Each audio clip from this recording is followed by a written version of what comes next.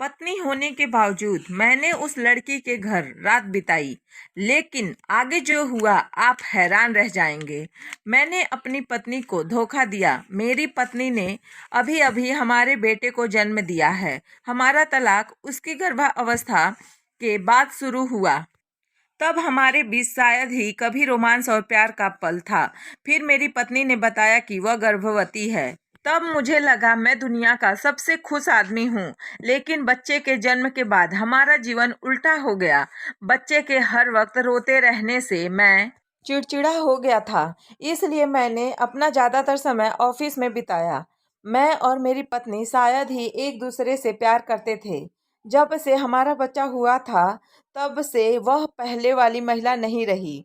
वह पहले जैसी खूबसूरत नहीं रही और वह हमेशा परेशान और थकी हुई रहती थी। मैंने घर से दूर रहने के लिए ऑफिस में ओवर टाइम काम किया। फिर मैं अपने एक सहयोगी के साथ रिलेशनशिप में आ गया। वह सुंदर थी और उसका प्यार और देखभाल महसूस हुआ। ज़्यादातर रातें मैं ऑफिस से उसके घर पैदल ही चला जाता था। मैंने उस रात अपनी पत्नी को समय नहीं दिया। उसने मुझे फ़ोन किया और बताया कि वह अपने पिता के घर जा रही है।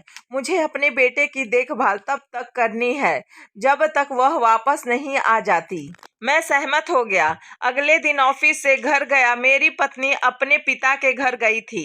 अपने छोटे से लड़के की देखभाल करना शुरू कर दिया। मैंने कभी भी उसकी अकेले देखभाल नहीं की थी।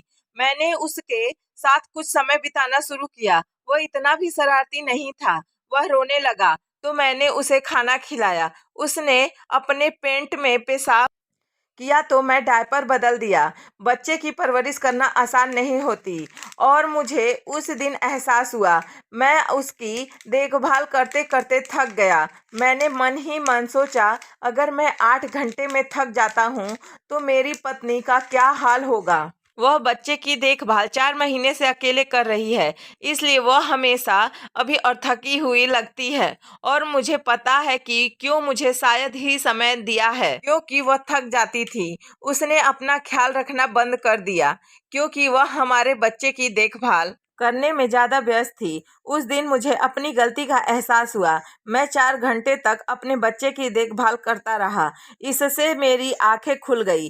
फिर मुझे एहसास हुआ कि मैंने पिछले 4 महीने में मैंने अपनी पत्नी के साथ क्या गलत किया है। जब मेरी पत्नी घर लौटी तब मैंने उसे सच बताया। मैंने उसे अपने रिश्ते के बारे में बताया। मैं उसे खोना नहीं चाहता था, उससे पहले कि बहुत देर हो जाए।